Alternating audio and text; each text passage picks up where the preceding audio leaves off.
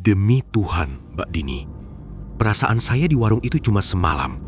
Saya makan, ngobrol, terus tidur. Pas saya bangun, tim SAR bilang saya udah hilang 7 hari.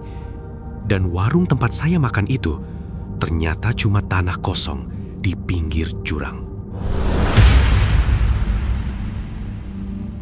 Hai pasukan narasi senja, balik lagi sama aku, Dini.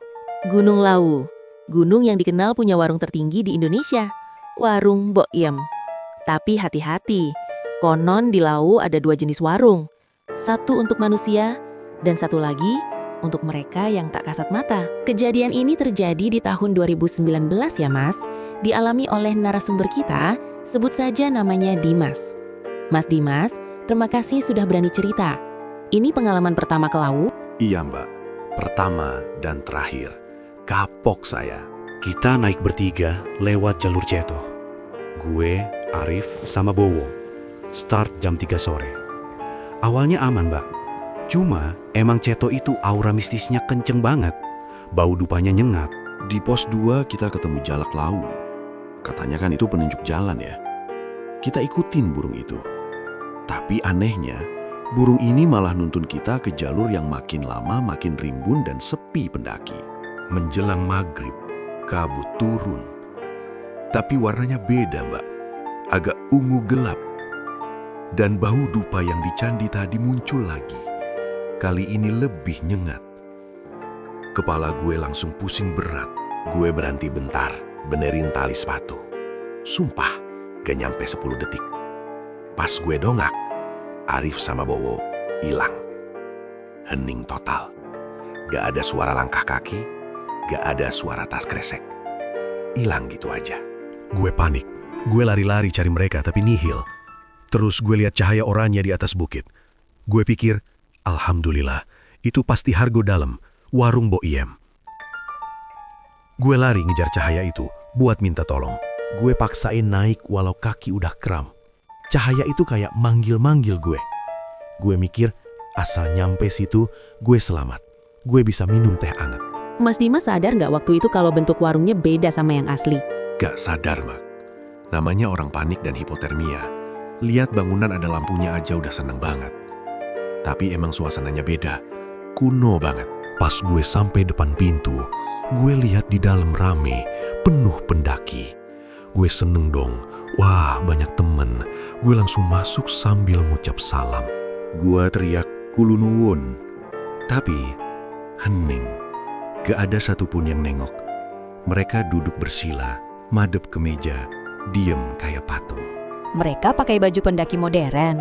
Menjelang maghrib, kabut turun. Tapi warnanya beda, Mbak. Agak ungu gelap. Dan bau dupa yang di candi tadi muncul lagi. Kali ini lebih nyengat. Kepala gue langsung pusing berat. Harusnya di dalam warung anget kan karena ada kompor? Ini enggak.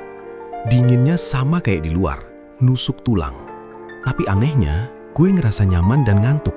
Di pojok warung, ada ibu-ibu tua lagi masak. Punggungnya bungkuk banget. Gue pikir itu Mbok Iem. Gue samperin, Mbok, pesen makan, lapar banget. Wanginya enak banget, Mbak. Wangi nasi pecel, bumbu kacang, gorengan anget. Perut gue langsung keroncongan. Logika gue mati saat itu. Dia nggak nengok, Mbak. Dia cuma bilang pakai bahasa Jawa halus. Duduk, nak. Sudah ibu siapkan. Aneh banget. Kayak dia udah tahu gue bakal datang. Tangannya nyodorin piring tanah liat ke belakang tanpa balikin badan. Isinya nasi pecel lengkap. Gue terima dengan tangan gemeteran saking laparnya. Gue makan kayak orang kesurupan, Mbak. Rasanya enak banget. Pedas, manis, gurih. Gua nggak peduli sama sekitar. Yang penting perut gua keisi. Enaknya sampai habis. Enggak. Pas suapan kelima, tiba-tiba rasanya berubah. Di lidah gue rasanya kayak gritty, kasar. Kayak gue lagi ngunyah pasir atau tanah kering. Amisnya juga mulai kerasa. Gue sempat lihat sekilas. Nasi di tangan gue gerak-gerak. Gue kedip-kedip mata. Halusinasi kali ya karena capek. Gue coba positive thinking terus. Gue coba ngajak ngobrol orang di sebelah gue. Cowok pakai jaket gunung jadul warna merah pudar. "Mas, dari jalur mana?" tanya gue. Dia diam aja, ngunyah pun enggak. Tiba-tiba, kerak, gigi gue sakit banget. Gue lepeh, ternyata gue gigit batu kerikil tajam. Bukan batu biasa, bentuknya kayak pecahan tulang kecil. Gue kesel campur bingung. Gue tepuk pundaknya. "Mas, dengar saya nggak sih?" Pas gue sentuh, dingin bak, keras kayak batang pohon. Dia nengok patah-patah. Pas gue lihat mukanya, astagfirullah, pipinya bolong, matanya gak ada satu. Dia nyengir kaku ke gue. Gue kaget setengah mati. Gue lempar piring itu. Prang. Dan di lantai, gue lihat jelas, itu bukan nasi. Itu tanah kuburan basah campur cacing-cacing merah yang ngegeliat. Nenek itu ketawa, Mbak. Punggungnya getar. Dia bilang, "Udah kenyang, Nak. Kok dibuang rezekinya?" Suaranya berubah jadi gema yang menuhin ruangan. Gue mau lari, tapi kaki gue lemas. Pandangan gue muter.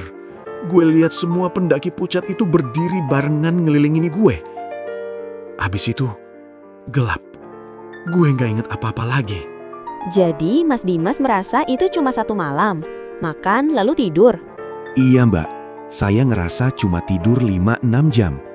Tapi ternyata di dunia nyata, teman-teman saya udah lapor ke base camp kalau saya hilang. Dan pencarian udah masuk hari ke-7. Arif sama Bowo cerita, pas kabut ungu itu hilang, mereka nyari saya berjam-jam.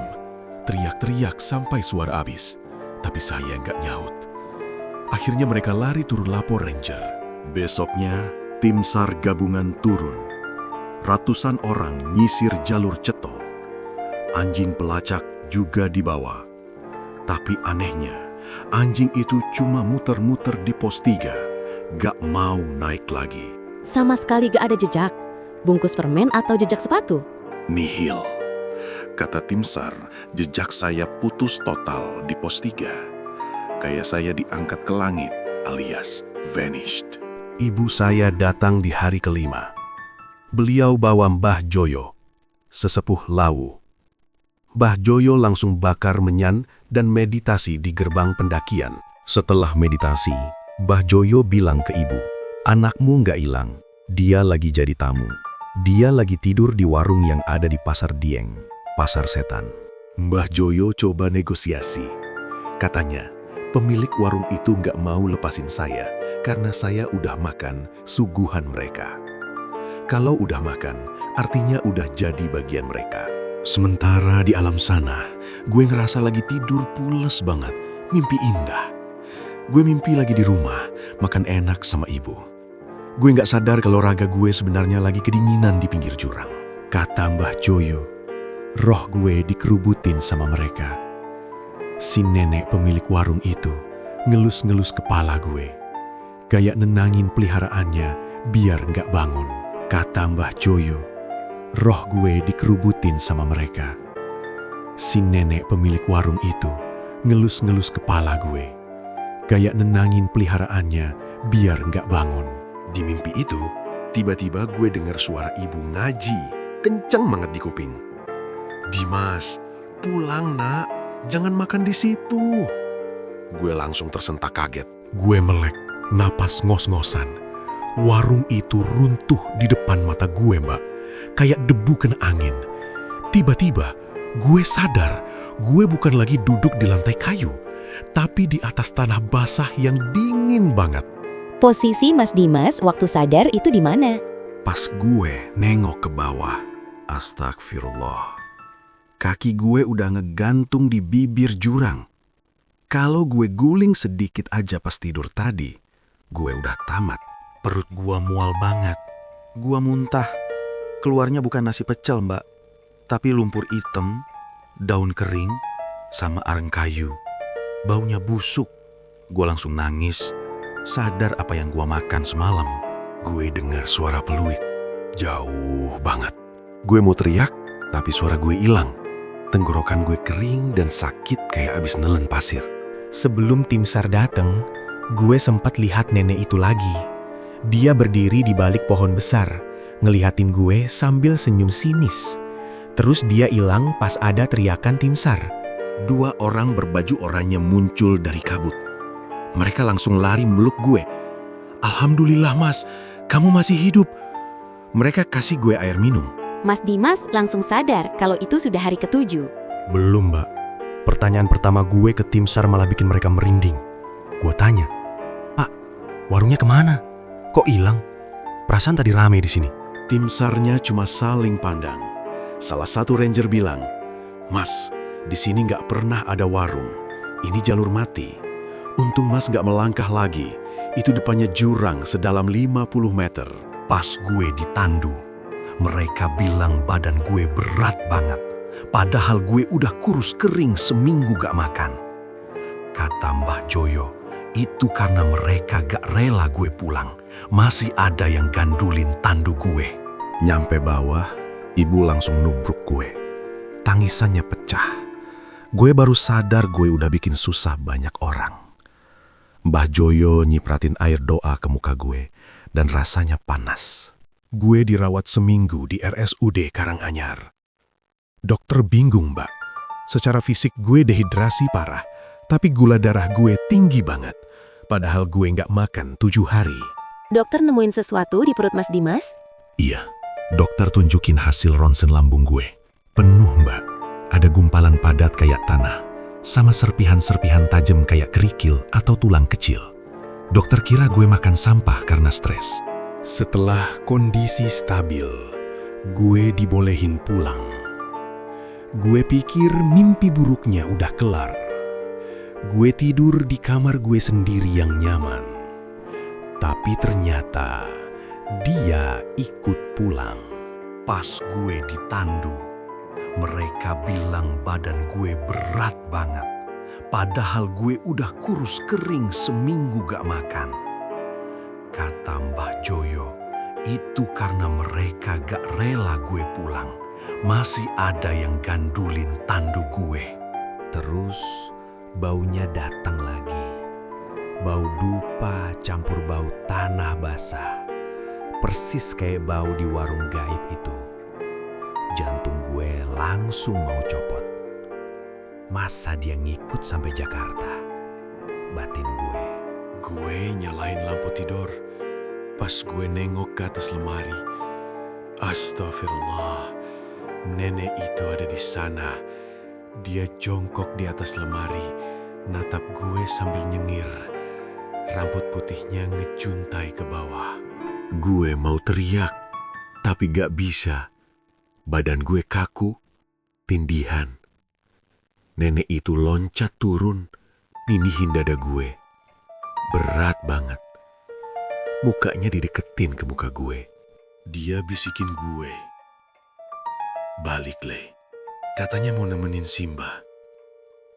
Ternyata pas di warung itu, tanpa sadar, gue pernah ngangguk pas dia minta ditemenin. Pas gue ditandu, mereka bilang badan gue berat banget. Padahal gue udah kurus kering seminggu gak makan. Kata Mbah Joyo, itu karena mereka gak rela gue pulang. Masih ada yang gandulin tandu gue. Mbah Joyo lakuin ritual ruatan. Badan gue disiram air doa. Rasanya panas kayak disiram air mendidih. Gue muntah lagi. Kali ini keluar paku karatan sama rambut. Gue nyalain lampu tidur. Pas gue nengok ke atas lemari. Astagfirullah. Nenek itu ada di sana. Dia jongkok di atas lemari, natap gue sambil nyengir. Rambut putihnya ngejuntai ke bawah. Besoknya, gue cek lagi ke dokter. Ajaibnya, lambung gue bersih. Gak ada lagi tanah atau kerikil di hasil ronsen baru. Dokter cuma geleng-geleng kepala. Mukjizat, katanya. Gimana kabar Arif sama Bowo? Mereka kena imbasnya juga. Mereka sempat demam tinggi pas gue ditemuin. Sekarang fisik mereka sehat, tapi mental kena. Mereka pensiun total dari naik gunung. Dengar kata Lawu aja, mereka langsung keringat dingin. Pas gue ditandu, mereka bilang badan gue berat banget. Padahal gue udah kurus kering seminggu gak makan. Kata Mbah Joyo, itu karena mereka gak rela gue pulang.